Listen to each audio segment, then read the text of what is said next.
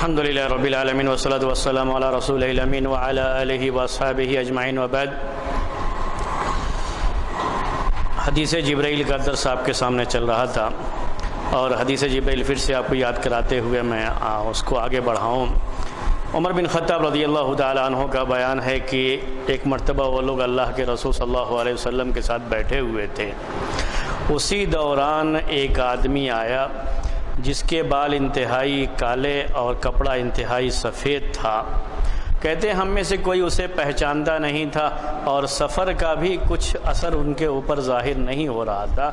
آئے مسجد میں داخل ہوئے، اللہ کے رسول صلی اللہ علیہ وسلم جہاں بیٹھے تھے بالکل آپ سے کلوز یعنی قریب آ کر کے بالکل بیٹھ گئے، یہاں تک کہ اپنے دونوں ہاتھ آ کر کے اللہ کے رسول صلی اللہ علیہ وسلم کی ران پہ رکھ دیا، آپ کے پیر پر جو گھٹنے کے پاس جو ہے رکھ دیا اور آپ سے چند سوال کیا۔ اس میں سے پہلا سوال تھا اسلام کے بارے میں کہ اسلام کیا ہے، تو جواب دیا اللہ کے رسول صلی اللہ علیہ وسلم نے ان تشہد ان لا الہ الا اللہ، کہ تم اس بات کی گواہی دو کہ اللہ کے سوا کوئی معبود برحق نہیں، وان محمد رسول اللہ یا وانی رسول اللہ، کہ میں اللہ کا رسول ہوں یا محمد صلی اللہ علیہ وسلم اللہ کے رسول ہیں، وان تقیم الصلاۃ وتؤتی الزکاۃ وتصوم رمضان وتحج البیت ان استطعت الیہ سبیلا، نماز قائم کرو، زکوٰۃ دو، رمضان کا روزہ رکھو، بیت اللہ کا حج کرو، اگر اس کی طاقت رکھتے ہو تو بیت اللہ کا حج کرو۔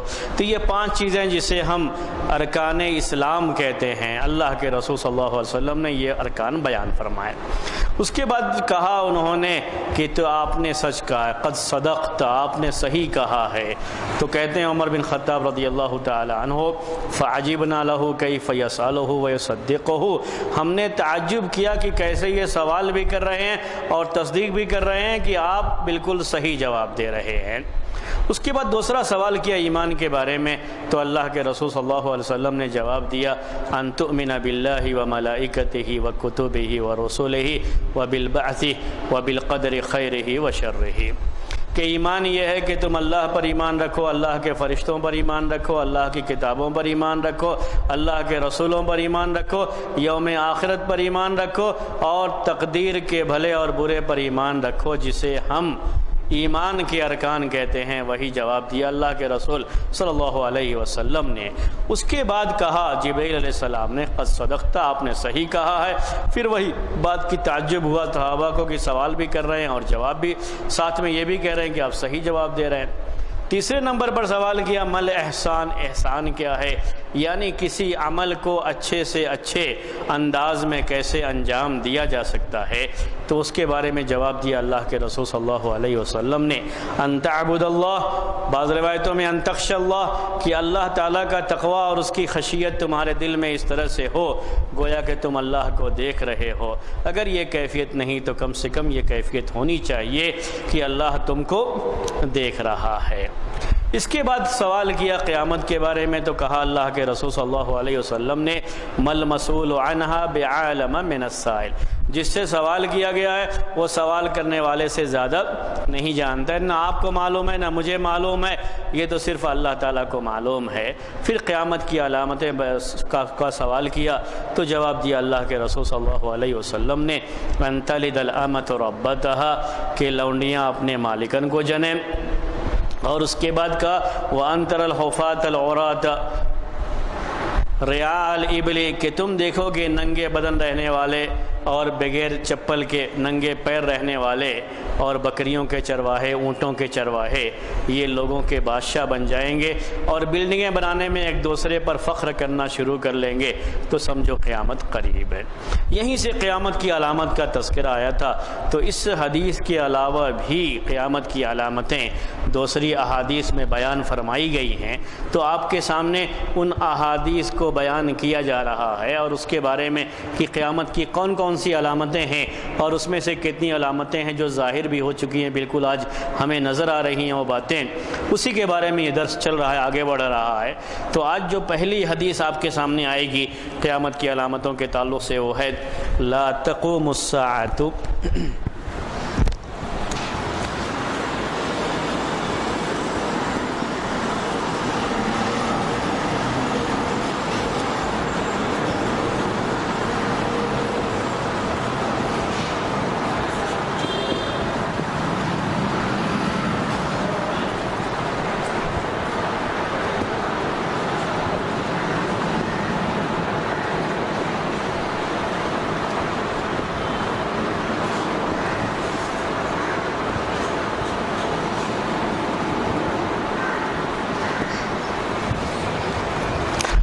لا تقوم الساعة حتى يبعث 30 دجالون کذابون.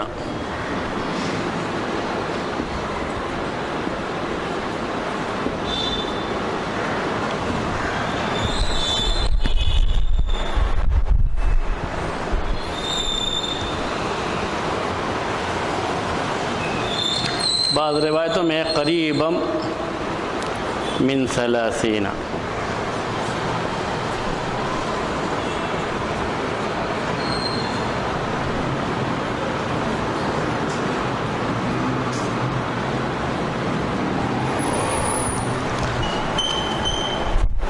كلهم يزعم أنه رسول الله.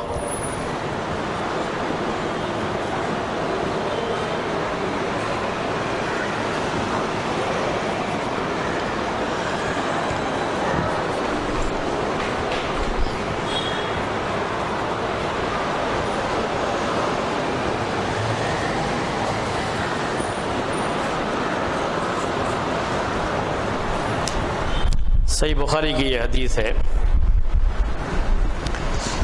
لا تقوم الساعة، تو پہلے اسی حدیث کے بارے میں بات آپ کے سامنے آئے گی، اس کی شرح آئے گی، پھر وقت بچے گا تو انشاءاللہ ایک اور حدیث آپ کے سامنے جو قیامت کی علامتوں کے بارے میں ہے.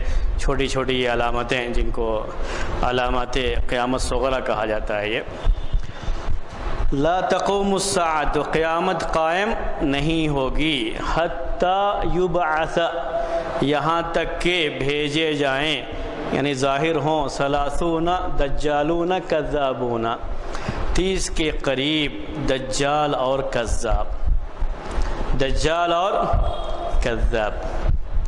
کلہم یزعم، اس میں سے ہر ایک یہی دعویٰ کرے گا، انہ رسول اللہ، کہ وہ اللہ کا رسول ہے، نبی ہے. تو جھوٹے نبی کی نبوت کا دعویٰ کرنے والے کتنے؟ 30 کے قریب یہ ظاہر ہوں گے. تو یہ بھی قیامت کی علامتوں میں سے علامت ہے، کیونکہ کہا اللہ کے رسول صلی اللہ علیہ وسلم نے لا تقوم الساعۃ، قیامت قائم نہیں ہوگی، حتی یبعث 30 دجالون کذابون، 30 دجال جھوٹ بولنے والے، کذاب کہا جاتا ہے جھوٹ، بہت زیادہ جھوٹ بولنے والے کو. تو جھوٹ بولنا بھی، یعنی کثرت سے جھوٹ بولنا، یہ بھی قیامت کی علامت ہے، جو اس سے پہلے والا درس میں بات آپ کے سامنے آ چکی تھی. لیکن آج کی جو یہ علامت ہے اس میں خاص بات یہ ہے کہ ان کا جھوٹ نبوت کے بارے میں ہوگا. نبوت کا جھوٹا دعویٰ کریں گے، یا مسیح ہونے کا، عیسیٰ علیہ السلام کے بارے میں جھوٹا دعویٰ کریں گے، یا جھوٹا مہدی ہونے کا دعویٰ کریں گے. اس طرح کا دعویٰ ان کا. تو ایسے لوگ ظاہر ہوں گے، یہ بھی قیامت کی علامتوں میں سے ایک علامت ہے. اس میں 30 کے قریب کی بات آئی ہے. تاریخی لحاظ سے اب تک کب کتنے لوگ ظاہر ہوئے، اس میں سے کچھ مثالیں میں آپ کے سامنے پیش کر رہا ہوں.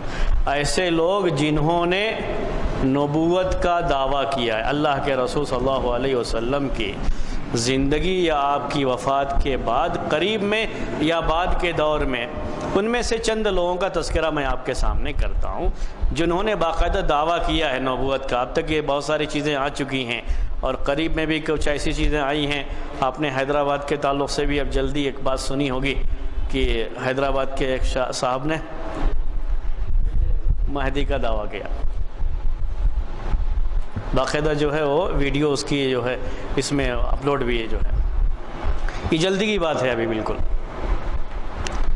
تو اس طرح کے دعویٰ کرنے والے لوگ ہیں. تو تاریخ کے لحاظ سے یہ چیز کیسے ہے، وہ تسلسل کے سب سے پہلے اللہ کے رسول صلی اللہ علیہ وسلم کے زمانے میں ہی اسود عنسی ایک شخص ہے جو یمن میں ظاہر ہوا تھا.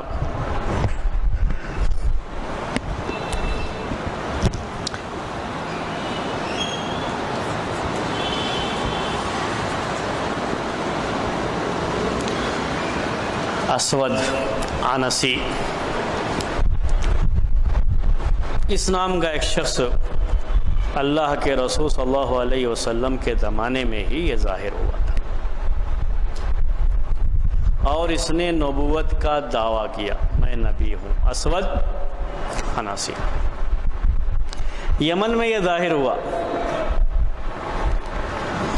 جب اس نے نبوت کا دعویٰ کیا، اور ہمیشہ جتنے بھی نبوت کے دعویٰ کرنے والے لوگ، ابھی آگے چل کر کے بات آئے گی، ایک بات ذہن میں رکھیے کہ اپنے علاقے میں ان کو کچھ خاص شہرت حاصل ہو جاتی ہے، بہت سے لوگ ہوتے ہیں ان سے متاثر ہو جاتے ہیں، تو ان کے پیچھے پیچھے چلنا شروع کر دیتے ہیں۔ یہ سلسلہ یہیں سے جو ہے شروع ہوتا ہے۔ کبھی بھی جتنی بھی آپ کو گمراہیاں ملیں گی اور گمراہ فرقے ملیں گے، ان کے جو گمراہ فرقوں کے بانی ہوتے ہیں، یعنی جہاں سے وہ شروعات ہوتی ہے، آپ جب ان کی تاریخ پڑھیں گے تو اس تاریخ میں یہ چیز آپ کو ضرور ملے گی کہ وہ آدمی اپنے علاقے میں کافی مشہور ہو جاتا ہے، اس کے ماننے والے کافی لوگ وہاں پہ پیدا ہو جاتے ہیں۔ اسود عنسی کے تعلق سے بھی یہ چیز ہوئی کہ اسود عنسی یہ کافی اپنے علاقے میں مشہور ہو گیا۔ اس کے بعد جب آدمی مشہور ہو جاتا ہے تو مختلف طرح کے دعوے بھی کرنا شروع کرتا ہے۔ اس نے بھی نبوت کا دعویٰ کر دیا۔ وہاں پہ جو لوگ صحیح مسلمان تھے، حتیٰ کہ اس کے بارے میں روایتوں میں یہ بات آتی ہے، تاریخی روایتوں میں، کہ اس کی اپنی بیوی بھی صحیح مسلمان تھی۔ اس نے دعویٰ کیا لیکن اس کی بیوی اس کے ساتھ نہیں ہوئی، اس کو پھر سے اسلام میں آنے، اللہ کے رسول صلی اللہ علیہ وسلم پر ایمان لانے اور ختم نبوت پر ایمان لانے۔ یہ بھی ایمان کا ایک حصہ ہے، اللہ کے رسول صلی اللہ علیہ وسلم پر ایمان لانا۔ اس کی جو تفصیل میں نے آپ کے ساتھ بیان کی تھی، اس میں ایک یہ بھی ہے کہ یہ بھی ایمان رکھنا ضروری ہے کہ آپ خاتم النبیین ہیں، یعنی آپ کے بعد کوئی نبی آنے والا نہیں ہے، یہ ایمان ضروری ہے۔ اس کے لیے کوشش کی گئی لیکن وہ نہیں آیا۔ بعد میں اس کو اس کی بیوی ہی کے ذریعے سے، یعنی اس کی بیوی بھی چونکہ صحیح مسلمان تھی، اس نے بھی ساتھ دیا اور اس طریقے سے اسے قتل کر دیا گیا تھا۔ اس کا معاملہ یہ ختم ہو گیا، تو زیادہ یہ چرچا میں نہیں آیا، اس کو بہت زیادہ شہرت حاصل نہیں ہوئی، لیکن نبوت کا اس نے دعویٰ کیا تھا اور اس کو آخر میں اس کا معاملہ یہ ہوا کہ اسے قتل کر دیا گیا۔ دوسرا نام جو زیادہ مشہور ہے اس سلسلے میں وہ ہے مسیلمہ کذاب۔ مسیلمہ کذاب، اس کے نام کے ساتھ ہی کیا لگا ہوا ہے؟ کذاب لگا ہوا ہے۔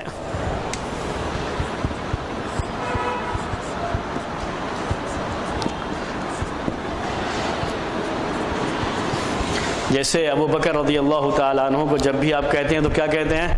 ابو بکر صدیق نام کا حصہ ان کے بن گیا ہو، جتنا ان کی سچائی کی وجہ سے۔ ویسے ہی یہ مسیلمہ کے ساتھ کیا لگا ہوا ہے؟ کذاب لگا ہوا ہے، بہت جھوٹ بولنے والا۔ مسیلمہ کذاب جب یہ ظاہر ہوا شخص، یمامہ جگہ کا نام ہے، یمامہ میں اس کے کافی ماننے والے لوگ ہو گئے تھے۔ یہ اللہ کے رسول صلی اللہ علیہ وسلم کی وفات کے بعد، آپ کی وفات کے بعد کافی اس کے ماننے والے لوگ پیدا ہو گئے تھے۔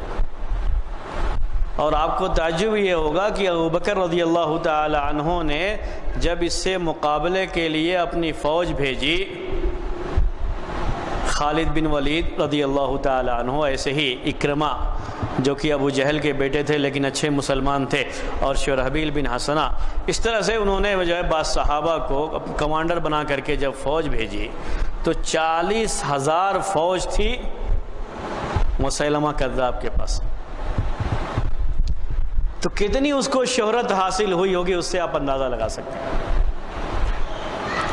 علوم قرآن کے درس میں بھی انشاءاللہ یہ بات آئے گی آپ کو سامنے کہ سب سے پہلے صحابہ کے ذہن میں جو یہ بات آئی کہ قرآن کو لکھ دیا جائے اور ایک جگہ جو ہے اس کو مصحف کی شکل میں بنا کر کے محفوظ کر دیا جائے، وہ حفاظ صحابہ کی کثرت اس میں شہید بھی ہو گئی تھی۔ یمامہ کی یہی جنگ ہے۔ تو 40,000 کہاں کے لوگ تھے؟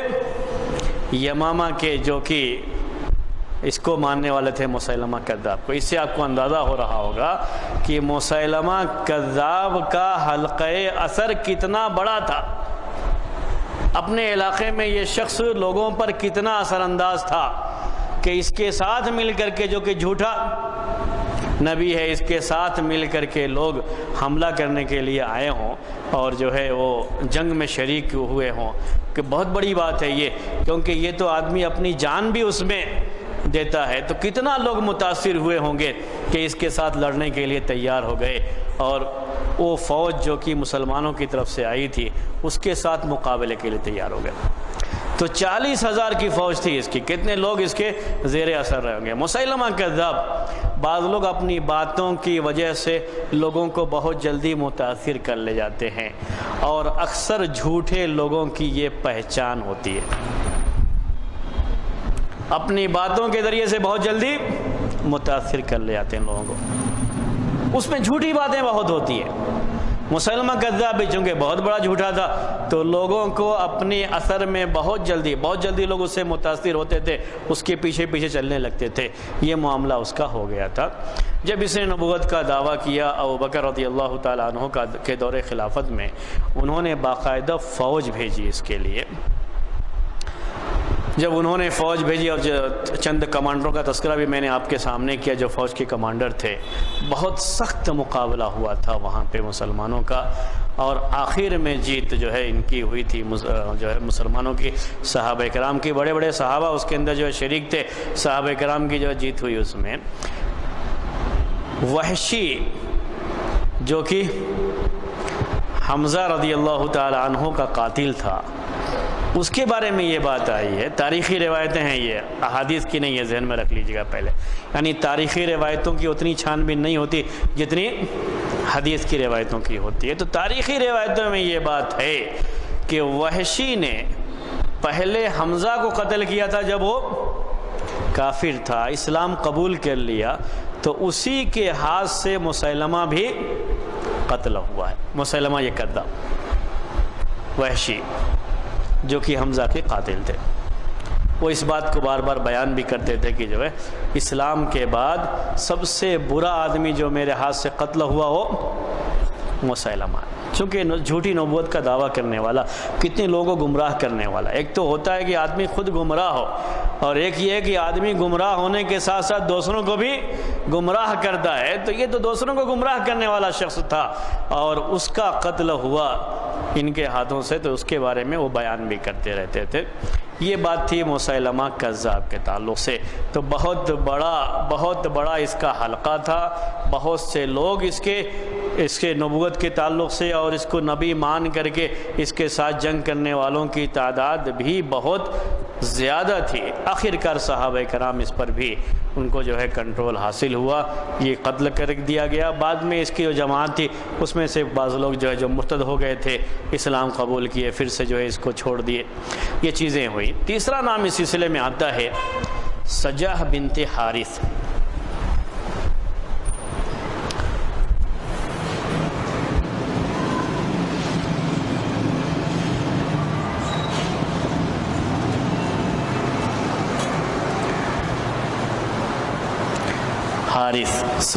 سجاہ بنت حارث، یہ بھی صحابہ کے دور کے، ابوبکر رضی اللہ تعالی عنہ کے دور خلافت کی یہ بات ہے۔ سجاہ بنت حارث، سجاہ بنت حارث، اس نے بھی نبوت کا دعویٰ کیا۔ یہ عورت ہے، یہ عورت ہے، خاتون۔ ویسے بھی اس سے پہلے آپ کو عورت میں سے کوئی نبی بنی ہے یا نہیں بنی ہے وہ بات آپ کو آئی تھی اس سے پہلے جب رسالت کی بات چل رہی تھی، تو پہلے ہی یہ عورت ہے اور اس نے کس کا دعویٰ کیا ہے؟ نبوت کا دعویٰ کیا ہے۔ اس کا معاملہ بھی یہی ہے کہ یہ اپنے علاقے میں، اپنے قبیلے میں کافی مشہور ہو گئی تھی۔ اس کے اندر دو چیزیں تھیں، ایک تو یہ اپنے ظاہری جسم کے لحاظ سے بہت خوبصورت تھی، اس کی وجہ سے بہت جلدی لوگوں کو متاثر کرتی تھی، اور دوسرے یہ کہ زبان میں بھی اس کے جادو تھا، جب بات کرتی تھی تو اسی انداز سے بات کرتی تھی۔ یہ سجاہ بنت حارث ہے۔ پہلے اس کے قبیلے کے لوگ اس کے ساتھ ہو گئے تھے، عیسائی تھی یہ، یعنی عیسائی جو ہے تھی پہلے، بعد میں مسلمان ہوئی۔ مسلمان ہونے کے بعد اس نے نبی ہونے کا، نبیہ ہونے کا اس نے دعویٰ کر دیا۔ اپنے قبیلے کے لوگوں کے ساتھ رہی، اپنے قبیلے کے سارے لوگوں کو اپنے جو ہے اس میں ملا لیا، یا اکثر لوگوں کو ملا لیا، پھر یمامہ جب یہ گئی، مسیلمہ کذاب سے اس کی ملاقات ہوئی، تو اب یہاں پر دو جھوٹے جمع ہو گئے، تو جو بڑا ہوگا وہ غالب آ جائے گا۔ دو جھوٹ بولنے والے ہیں، آپس میں ہانکنے والے ایک دوسرے کو، آپ جانتے ہیں جو اس میں زیادہ لمبی ہانک جائے گا وہ غالب آ جائے گا۔ جب یہ سجا گئی مسیلمہ کے پاس، تو بہرحال وہ اس سے بڑا جھوٹا تھا مسیلمہ کذاب، تو یہ آخر میں اس نے شادی کر لیا، یعنی دو جھوٹے شوہر اور بیوی بن گئے۔ یہ ایک کہتے ہیں فارسی میں کہ کبوتر با کبوتر باز با باز، یعنی کند ہم جنس با ہم جنس پرواز، تو جیسے رہتے ہیں وہ اسی طرح کے لوگوں کے ساتھ اڑتے بھی ہیں، ساتھ میں ان کا جو ہے اچھا وہ ہوتا ہے، ورنہ مقابلہ بھی رہتا ہے، ورنہ دوسرے اس کے ساتھ نہیں ہو پاتا ہے، تو کبوتر کبوتر کے ساتھ اڑتا ہے، اور باز یہ پرندوں کے نام ہیں، باز باز کے ساتھ اڑتا ہے۔ دونوں جھوٹے تھے، جمع ہو گئے تو دونوں آپس میں شادی کے بندھن میں بھی بندھ گئے۔ اس کے بعد جب یمامہ میں جب جنگ ہوئی اور اس میں جنگ کے اندر وہ مارا گیا مسیلمہ کذاب، تو اس کی جو آخری زندگی ہے سجا کی، اس نے بعد میں اسلام قبول کر لیا تھا، توبہ کر کے بعد میں اسلام قبول کر لیا تھا۔ یہ بات آپ کے ذہن میں رہے سجا بنت حارث کے بارے میں کہ اس نے توبہ کر لیا تھا بعد میں۔ مسیلمہ جب قتل کر دیا گیا، اس سے اس کی شادی ہوئی تھی، قتل کر دیا گیا، اس کے بعد اس نے توبہ کر لیا، اور توبہ کرنے کے بعد دوبارہ اسلام میں داخل ہو گئی تھی۔ چوتھا نام ہے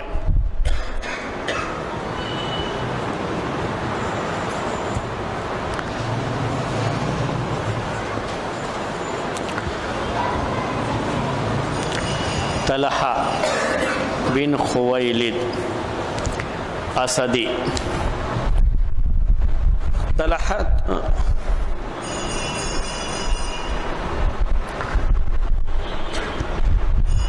خویلد اسدی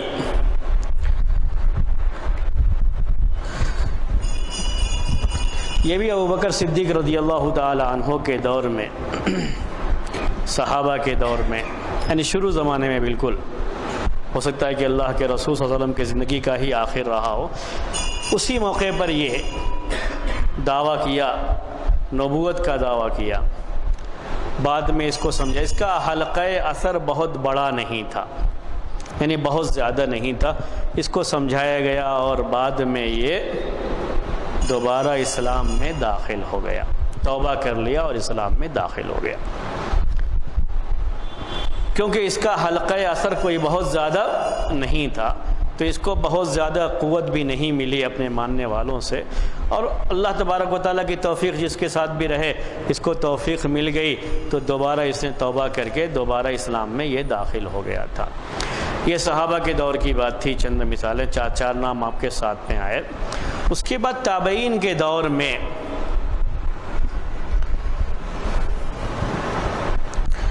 مختار بن عبید ثقفی،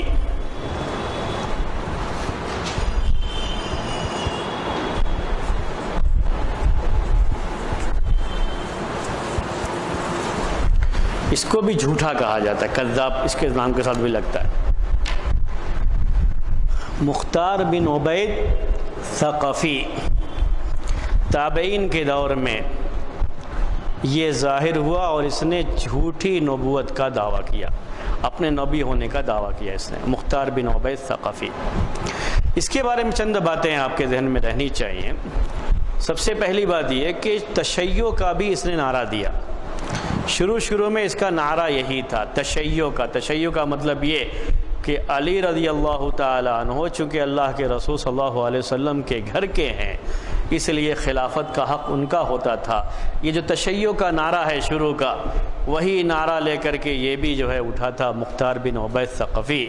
اس چیز کو اس نے شروع میں بہت بڑھاوا دیا، تشیع کو۔ بعد میں جب اس کے ماننے والے لوگ بڑھتے گئے تو اس نے خود نبی ہونے کا دعویٰ کر لیا کہ میرے پاس اللہ تعالیٰ کی طرف سے وحی آتی ہے، اس نے اس کا دعویٰ کر دیا۔ تو وحی آنے کا دعویٰ اس نے بعد میں کیا، شروع میں اس کا دعویٰ تھا، تشیع کا دعویٰ تھا، جو شیعوں کے یہاں بات پائی جاتی ہے، اس طرح کا دعویٰ شروع میں لے کر کے یہ اٹھا تھا۔ لیکن بعد میں بعد میں اس کے یہاں نبوت کا دعویٰ بھی پایا جاتا ہے، اور اس کو بھی کہا جاتا ہے کہ بنو ثقیف، یہ ثقفی جو کہا گیا ہے یہ قبیلے کے لحاظ سے ہے، تو بنو ثقیف کا یہ بہت بڑا جھوٹا آدمی تھا یہ مختار بن عبید ثقفی۔ جب یہ معاملہ اس کا شروع ہوا اور اس کے تعلق سے جب باتیں شروع ہوئیں، اس کا جو یہ ہوا تو مصعب بن زبیر ان کو لشکر کا جو ہے امیر بنا کر کے اس وقت کے خلیفہ نے مختار بن عبید کا مقابلہ کرنے کے لیے بھیجا، اور اسی لشکر میں یہ شخص مارا گیا، یعنی اسی جنگ میں یہ مارا گیا ہے شخص، اور اسی حالت میں یعنی وہ جو نبوت کا دعویٰ کیا تھا اسی حالت میں اس کا بھی انتقال ہوا ہے، مختار بن عبید ثقفی کا۔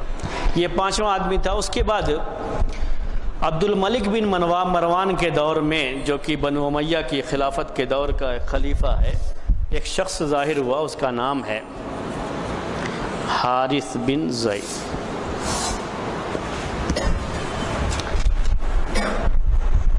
حارث بن سعید، اس کے نام کے ساتھ بھی کذاب لگایا جاتا ہے۔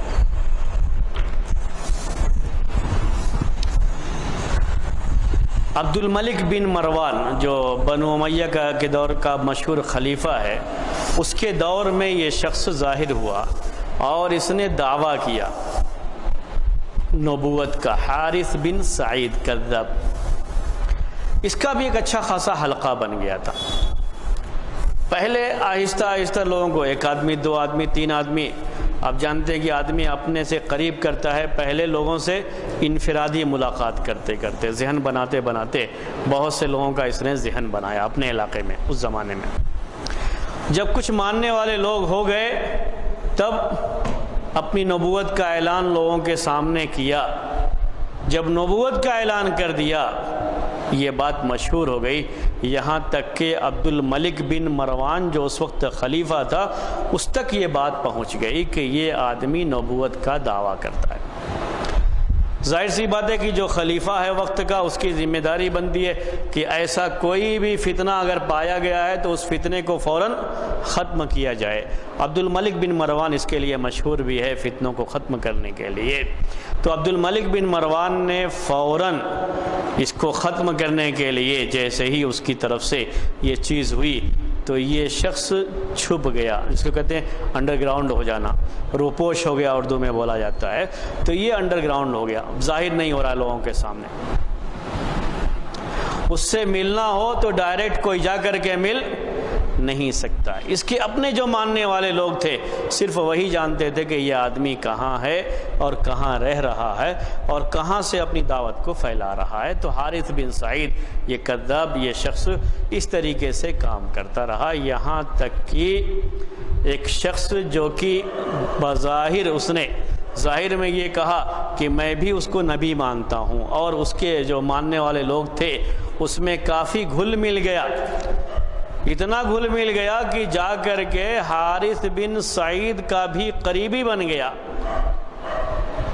اور یہ بات اس نے کہہ دی حارث بن سعید نے کہ یہ آدمی ہمارا بہت قریبی ہے، جب بھی یہ اندر آنا چاہے اس کو روکا نہ جائے۔ اتنا اپنا قریبی بن گیا۔ جب اتنا اس کو سب حاصل ہو گیا تو عبد الملک بن مروان کو اس نے بتا دیا کہ جو ہے وہ فلاں جگہ پر ہے، اور میں پورے طریقے سے جو بھی راستے کی رکاوٹیں ہیں سب ختم کر چکا ہوں، مجھے اعتماد حاصل ہو چکا ہے۔ عبد الملک بن مروان نے اپنے فوج کے کچھ آدمیوں کو اس کے ساتھ بھیجا، وہ لوگ داخل ہوئے وہاں پر، اور اس طریقے سے اس آدمی کا جو ہے مسئلہ حل ہوا۔ حارث بن سعید بڑا جو ہے یہ بھی شروع میں بہت ہی عابد زاہد، بڑا پرہیزگار، لوگ بڑے متاثر اس سے۔ اس کے بعد نبوت کا دعویٰ کر دیا۔ اس کے یہاں بھی ایسے ہی چیز شروع ہوئی تھی۔ یہ بات تھی، کتنے ہو گئے؟ یہ 6 ہو گئے۔ ہندوستان میں جو کہ ہمارا آزادی سے پہلے کا ہندوستان ہے، یہاں بھی ایک شخص ظاہر ہوا، اس کا نام ہے مرزا غلام احمد قادیانی۔ تو قادیانی، اس کے نام کی پوری میں آپ کو یہ بتا دوں کہ قادیان جگہ کا نام ہے، اس لحاظ سے قادیانی کہا جاتا ہے، وہ جگہ کا نام ہے۔ یہ جو پرانا ہندوستان ہے آزادی کے پہلے کا، جو تقسیم سے پہلے کا، اس میں آپ دیکھیں گے تو یہ پنجاب کے علاقے میں آتا ہے، اور قادیان یہ جگہ کا نام ہے، اسی جگہ پہ اس کی پیدائش تھی، اسی لیے اس کو قادیان کہا جاتا تھا۔ مرزا ہندوستان میں بہت سارے لوگوں کو، جیسے قبیلے کی طرف وہ رہتا ہے تو بہت سارے لوگ مرزا بھی کہلاتے ہیں، ان کے نام کے ساتھ مرزا لگا ہوتا ہے، تو اس طرح سے مرزا لگا ہوا ہے۔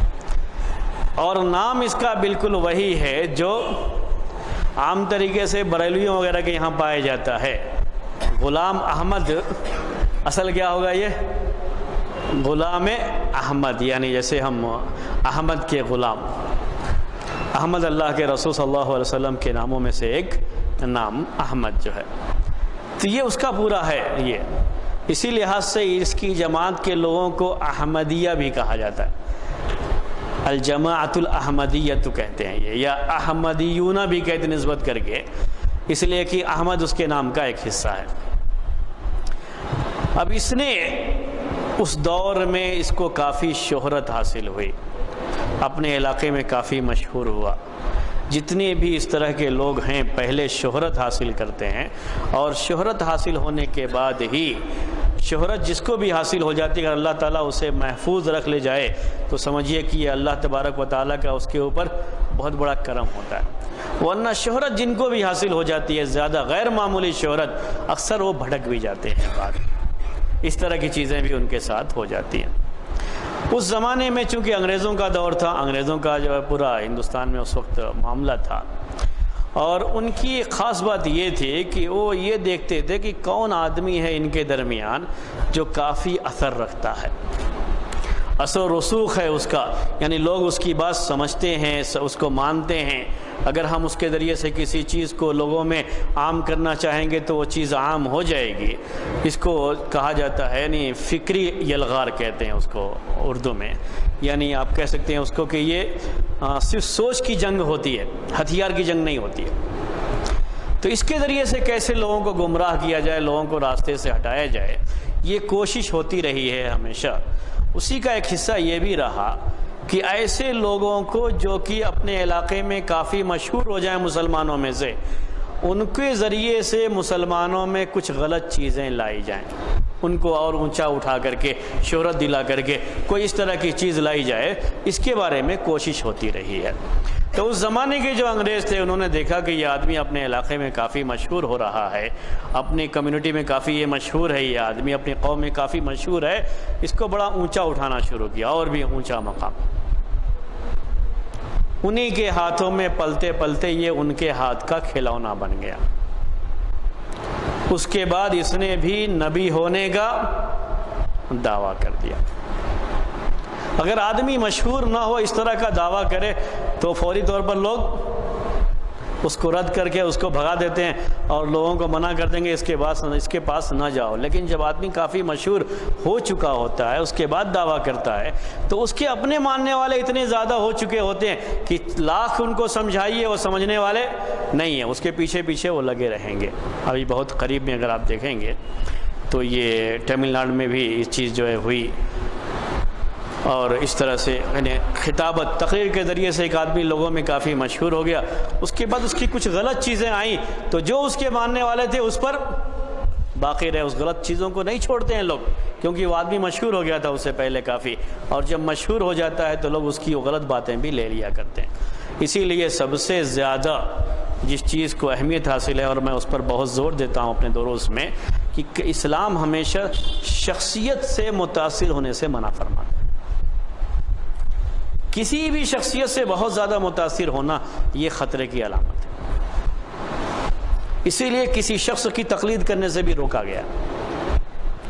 کسی ایک آدمی کی تقلید کر دینا، صرف اسی کو ماننا، اس کے علاوہ کسی کو نہ ماننا، یہ بہت غلط چیز ہو جاتی ہے، اور اس کے ذریعے سے اگر وہ آدمی غلط بھی کہے گا، اگر اس کا فتویٰ صحیح بھی نہیں ہوگا، تب بھی اس کے ماننے والے لوگ وہی اختیار کرتے ہیں، اس کو چھوڑتے نہیں ہیں۔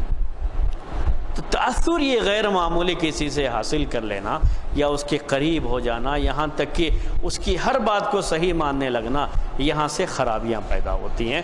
تو یہ مرزا غلام احمد قادیانی کے ساتھ بھی معاملہ ہوا۔ جو اس کے ساتھی لوگ تھے وہ اتنا زیادہ اس کے قریب ہو گئے، اتنا قریب ہو گئے کہ جب اس نے نبوت کا دعویٰ کیا تو بھی اس کی ایک پوری ٹولی، ایک جماعت بن گئی، اس کا ایک گروپ بن گیا جو اس کے ساتھ اس میں بھی شریک ہو گیا، یعنی یہ بھی ماننے کے لیے تیار ہو گیا کہ یہ واقعی جو ہے نبی ہے۔ اس وقت کے جو لوگ تھے، سن 1908 یعنی جو اس وقت کا جو وقت جو گزرا ہوا ہے، اگر آپ دیکھیں گے تو 1908 یعنی 1908 کا وقت ہے یہ ہندوستان میں، جس وقت اس کا زور تھا جو ہے۔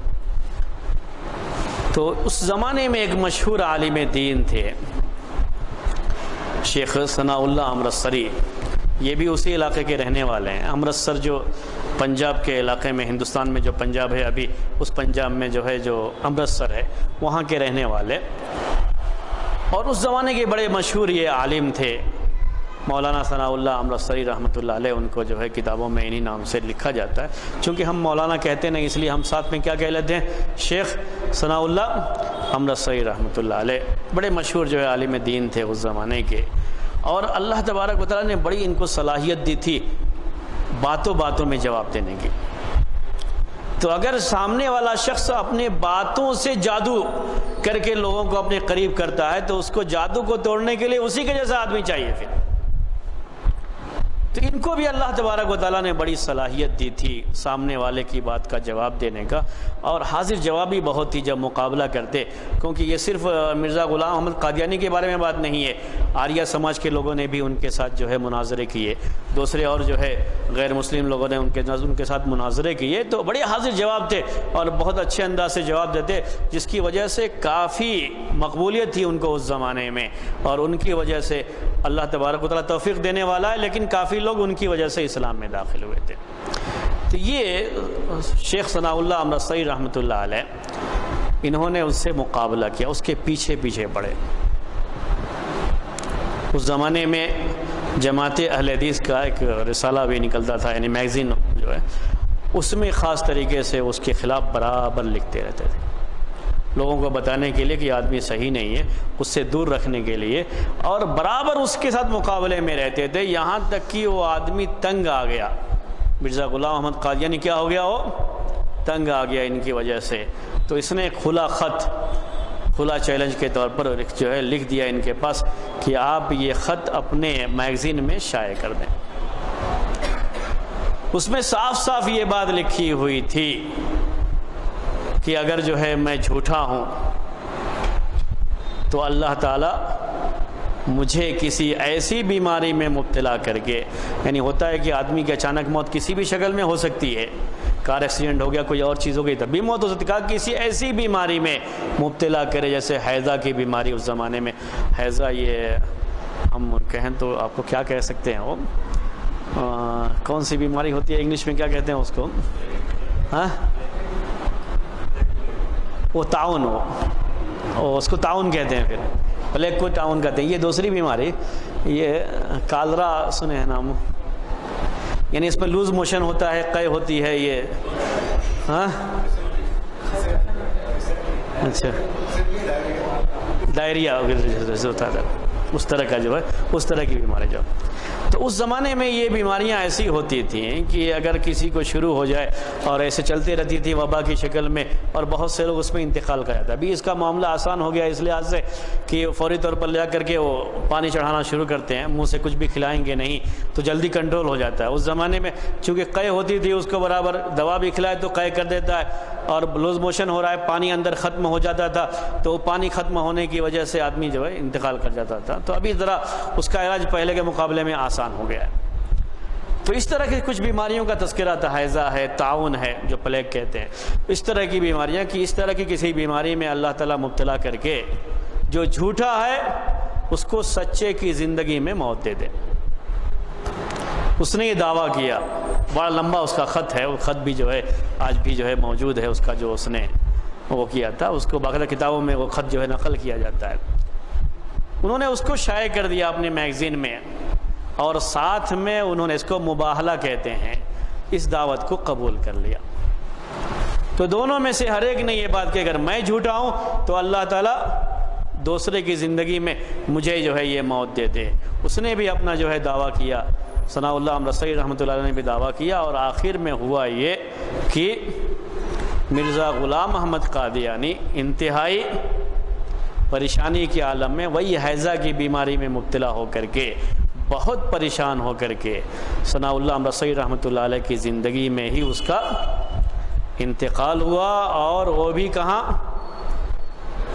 بیت الخلاء میں، ٹوائلٹ میں جا کر کے، چونکہ وہی بیماری اس کو تھی، وہی پریشانی تھی اس کو، جو ہے اس طرح سے اس کا معاملہ ہوا۔ تو جھوٹ اور سچ اللہ تبارک و تعالیٰ نے اس طریقے سے ظاہر کر دیا۔ اس میں ایک بات جو سوچنے کی ہے وہی ہے کہ یہ شخص ایسے بھی مر سکتا تھا، لیکن اللہ تبارک و تعالیٰ کو اس کا جھوٹ لوگوں کے سامنے ظاہر کرنا تھا، تو خود اس کی طرف سے یہ چیز ہو گئی کہ اس نے یہ پیش کر دیا کہ میرا یہ خط اس میں شائع، میگزین میں شائع کر دیا جائے، اور ساری چیزیں جو پروپیگنڈا کی شکل میں جو ہوئیں، یہ اسی کی طرف سے شروعات اس کی ہوئی تھی، اسی کی طرف سے یہ بات ہوئی، اور لوگوں کے سامنے اس کا جھوٹ بہت ظاہر ہو گیا۔ ورنہ آپ جانتے ہیں کہ ایسی جو صورتحال ہوتی ہے، تو اس طرح کی صورتحال میں جو اس کے ماننے والے لوگ ہیں، اس کے بعد پھر اور دوسرے لوگ شامل ہو جائیں گے، اور کچھ چیزیں ہوتی تو لوگ بہت ساری تعویلیں کر سکتے تھے، بہت ساری چیزیں ہو سکتی تھیں، لیکن اس کا جھوٹ چونکہ اتنا واضح ظاہر ہو گیا کہ آج آپ قادیانیت کا، اس کے انتقال کے بعد قادیانیت کا اتنا زور ہندوستان میں آپ نے نہیں دیکھا ہوگا۔ یعنی ابھی جو یہ ہے تقسیم کے بعد کا جو ہندوستان ہے، اس میں آپ نے نہیں دیکھا ہوگا۔ پاکستان کے بعض علاقوں میں جو اس طرح کی چیزیں پائی گئیں، لیکن ہندوستان میں بالکل اس کا جو ہے زور نہیں رہا، یہی اس کی موت ہو گئی۔ البتہ چونکہ یہ انگریزوں کی طرف سے چیز آئی ہوئی تھی، انہوں نے اس کو مرنے نہیں دیا وہاں پر، بلکہ اس کا ہیڈ کوارٹر کہاں بنوا دیا؟ لندن میں بنوا دیا۔ اس طرح سے وہاں یہ چیز پھر بعد میں پنپتی رہی، پھر ان کے پاس کافی پیسے وغیرہ آئے، تو ہندوستان میں آج بھی یہ لوگ بعض علاقوں میں جو چھوٹے چھوٹے گاؤں وغیرہ ہوتے ہیں، وہاں جا کر کے پیسے تقسیم کر کے لوگوں کو، چونکہ یہ بھی اپنے آپ کو احمدی کہتے ہیں، لوگوں کے سامنے یہ ظاہر کریں گے، احمدی کہتے رہتے ہیں یہ لوگ اپنے آپ کو، تو یہ ظاہر کر کے اپنے آپ کو مسلمان ظاہر کرتے ہوئے لوگوں کو وہاں پر ابھی بھی بہکانے کی کوشش کرتے ہیں۔ ان کی یہ دعوت ابھی چل رہی ہے، لیکن مرزا غلام احمد قادیانی کے اس موت کے بعد یہ چیز بہت حد تک رک گئی تھی ہندوستان میں، ورنہ اس کا اثر اور زیادہ ہو سکتا تھا۔ اللہ تبارک و تعالیٰ کی یہ مصلحت تھی، اللہ تبارک و تعالیٰ کی یہ تقدیر تھی، اس لحاظ سے اس کا معاملہ ہوا۔ تو جھوٹے نبوت کے دعوے داروں میں سے اس کا بھی نام ہے۔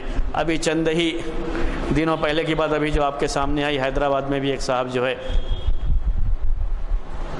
تھوڑی سی مقبولیت حاصل ہوتی ہے تو لوگ کسی نہ کسی چیز کا دعویٰ کر دیتے ہیں، بیان کر دیتے ہیں، لیکن یہ دعویٰ تو کچھ ایسا تھا کہ اس آدمی کی شکل، اس آدمی کی بات، زبان بولتی تھی کہ یہ کبھی سچا نہیں ہو سکتا، اسی لیے زیادہ شہرت اس کو نہیں ملی ہے، اور سبھی لوگ جانتے نہیں ہیں، لیکن اس کی کلپ جو ہے اس میں موبائل وغیرہ میں بعض لوگ جو ہے بھیج کر کے لوگ سناتے رہتے ہیں جو اس نے دعوے کر رکھے ہیں وہاں حیدرآباد میں رہ کر کے۔ تو اس طرح کے دعوے دار ظاہر ہوتے رہے ہیں تاریخ میں، اور ابھی ظاہر ہو رہے ہیں۔ جتنا قیامت کا وقت قریب آتا جائے گا اتنے ہی یہ لوگ اور زیادہ ہو جائیں گے، اور سب سے آخری کڑی اس کی دجال، جو قیامت کی بڑی علامتوں میں سے ایک علامت ہے، یعنی دجال جو کانا دجال کہلاتا ہے، تو کانا دجال یہ آخر میں اس کی آخری کڑی ہوگی۔ اللہ کے رسول صلی اللہ علیہ وسلم نے جو یہ پیشین گوئی کی ہے، اب تک اس طریقے سے لوگ ظاہر ہوتے رہے ہیں اور آگے بھی ظاہر ہو سکتے ہیں، اور قیامت کی یہ علامت، اللہ کے رسول صلی اللہ علیہ وسلم کی یہ پیشین گوئی جو بات ہے وہ بالکل صحیح ثابت ہو رہی ہے۔ اس طرح کی چیزیں لوگوں کے اندر پائی گئی ہیں۔ یہ چند باتیں تھیں۔ اب دوسری حدیث کو ذکر کرنے کا وقت نہیں رہ گیا، تو انشاءاللہ اس کے بعد کی جو اور علامتیں ہیں تو آپ کے سامنے آگے جو ہے اور آتی رہیں گی۔ آج کا درس اسی پر ختم کرتے ہیں۔ سبحانک اللہم و بحمدک، اشہد ان لا الہ الا انت، استغفرک و اتوب الیک۔